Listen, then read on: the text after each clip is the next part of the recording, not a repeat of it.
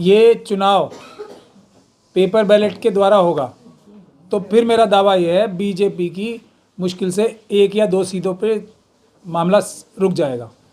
अब मैं अपना दावा कर सकता हूँ, बाकी दावे तो बाकी पॉलिटिकल पार्टी के बड़े बड़े नेता हैं, उनसे लेते रहो आप।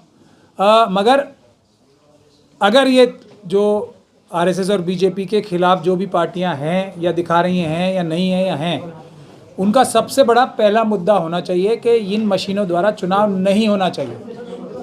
तभी चुनाव जनता की आवाज़ से होगा, उसका रिजल्ट भी जनता की आवाज़ से तभी होगा।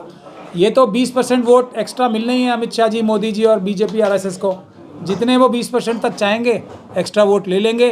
और क्योंकि मशीनों के अंदर किसको कितने वोट पड़े हैं ये भी पता लगाने की टेक्निक होती है, तो उनको पता भी लग जाता है किसको कितने वोट पड़े हैं। जैसा वो चाहेंगे 20% तक वोटों में हेरा फेरी वो कर पाएंगे। दिल्ली चुनाव मशीन से ही हो रहा है, इसको आप नोट कर लीजिए। अब बताइए क्या है रिजल्ट। अब देखिए, उसके लिए मैं आपको फिर कह रहा हूं कि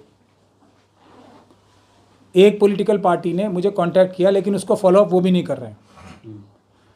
मशीन के साथ चुनाव हो उसमें भी इसका जहर कम करने की टेक्निक हमारे पास है। जैसे जो हमने रामपुर का इलेक्शन लड़ा था ना, जब मशीन का इफेक्ट कम करने के हमने सारे तरीके परफेक्ट किए उस समय, कानूनी और संवैधानिक।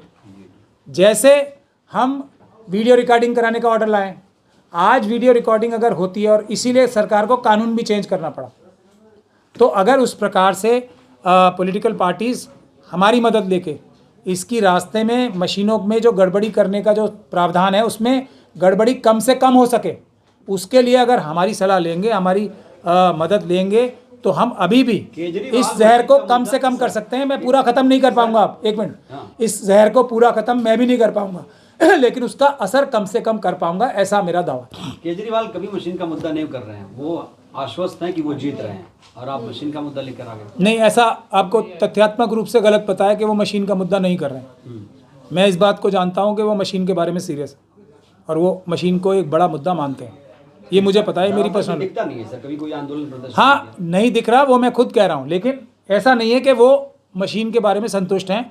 उनकी खुद की पार्टी ने मेरे ख्याल से एक मंत्री जी थे उनके, उन्होंने खुद डेमोन्स्ट्रेशन भी कराया था असेंबली में। वो इस बात के बारे में बहुत सीरियस हैं। लेकिन अब स्लीपर सेल तो वहाँ भी हैं, स्लीपर सेल की कमी तो नहीं है ना किसी भी पार्टी में।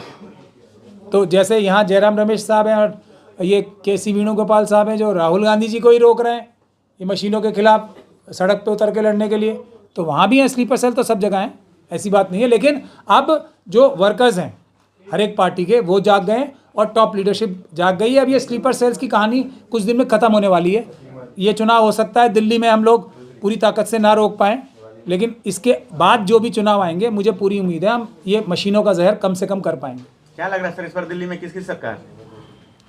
मैं तो वही बोलूँगा, मशीनों की सरकार।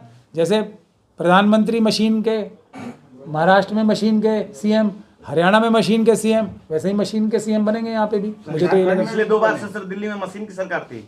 देखिए, मैं आपको अब उसका बात बताता हूँ। उसकी वजह ये है, ये बहुत ध्यान से सीरियसली समझने की बात है। मैं आपको बार बार क्यों बोलता हूँ 20% का फ़र्क डालते हैं, लेकिन जनता ने जहाँ जहाँ बीजेपी के अपने वोटों को, जो कि बहुत ही कम होते हैं संख्या में, और उसके बाद ये 20% एडिशनल वोटों को भी हरा दिया, वहाँ वहाँ ये रिज़ल्ट आते हैं।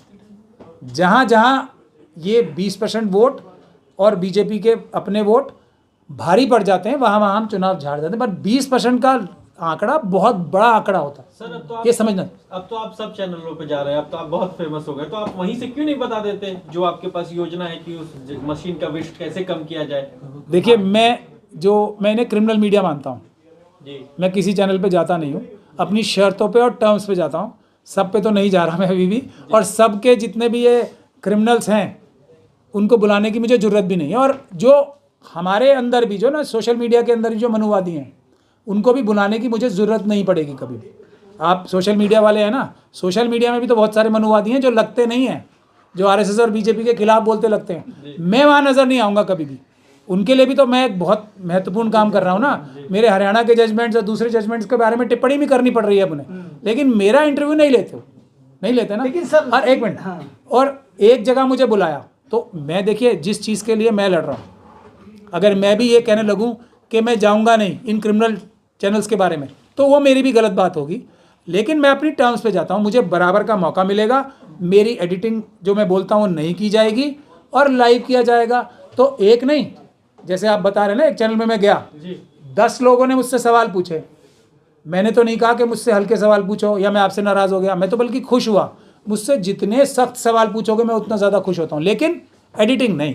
सर आखिरी सवाल ये है, इसीलिए मैं अब भी किसी के पास जाने के लिए तैयार हूँ, हर चैनल पे जाने को तैयार हूँ, क्रिमिनल जिन्हें मैं कहता हूँ उनके पास भी जाने को तैयार हूँ, लेकिन वो अपनी गट्स पैदा करें कि मेरा बिना काट छांट के इंटरव्यू दिखाएंगे तो मैं तो तैयार हूँ सब सर जगह। आखिरी सवाल ये है कि जिस तरह से वोट काटे जा रहे हैं, वोटर लिस्ट नाम गायब हो रहे हैं, और ऐसा कहा जा रहा है कि जहाँ बीजेपी 2000, 4000 या 6000 से हार जाती है, वहाँ पे ऐसे लोगों के नाम कट जाते हैं। इसको क्या कहेंगे? ये पूरा मुद्दा गरमाया हुआ है। फिर वही बात है, ये तो राहुल जी ने कह दिया, लेकिन कहने से क्या होगा? आवाज़ उठाई उठाई उठाई और आसमान के पार तक आवाज़ उठा दी, नतीजा 0 0 ज़िल्च नाडा। यही है ना। कानूनी कार्रवाई कौन कर रहा है? वो हम अम्बेडकरवादी कर रहे हैं। मैंने उसके लिए भी जाके पार्लियामेंट स्ट्रीट पुलिस स्टेशन में कंप्लेंट दे दी है। अब कंप्लेंट से तो अमित शाह ही पुलिस कुछ करेगी नहीं, मुझे पता था अमित शाह साहब जब तक होम मिनिस्टर हैं, तो हमने कोर्ट में भी दरखास्त लगा दी है और उसमें पुलिस से एक तरीके से एक्शन टेकन रिपोर्ट भी अदालत ने मांग ली है। तो हम हर चीज़ को देखकर उस पर कार्रवाई कर रहे हैं। लेकिन जब तक देखिए, अब इसमें भी मैं आपको टेक्निकल बात बता दूं, हमने ये वोटर लिस्ट को दुरुस्त भी करा लिया, ठीक, फिर भी वोट तो जाके देगी पब्लिक किसी और को, और पढ़ेंगे फिर वही आरएसएस और बीजेपी के पक्ष में। उसका इलाज तो इन मशीनों से ही है ना। तो सबसे पहले मशीनें, उसके बाद दूसरे मुद्दे, वो भी महत्वपूर्ण है, मैं ऐसा नहीं कह रहा हूँ। पहले मशीनें, ये जड़ है, ये तोता है जिसमें राजा की जान है। राहुल जी याद कर लीजिए, आपने सही बोला था, ये तोता है जिसमें जान है। अगर आपने तोता पकड़ लिया और तोते को रिमूव कर दिया सीन से, तब आप वोटर लिस्ट में धांध ली, ये पैसे जो बांट रहे हैं प्रवेश वर्मा जी उसमें धांध ली, जो ये कम्युनल माहौल बनाते हैं उसमें धांध ली, जो हमारे बैरिस्टर साहब हैं वो सब जो ये सब काम करते हैं, इलेक्टोरल मिसकंडक्ट जो करते हैं, वो अगले स्टेज में वो काबू हो जाएगा। लेकिन अकेला एक ही चीज़ ऐसी है जो आरएसएस और बीजेपी की पॉलिटिकल ताकत ख़त्म कर सकता है, वो है अगर पेपर बैलेट से चुनाव हो जाए। धन्यवाद।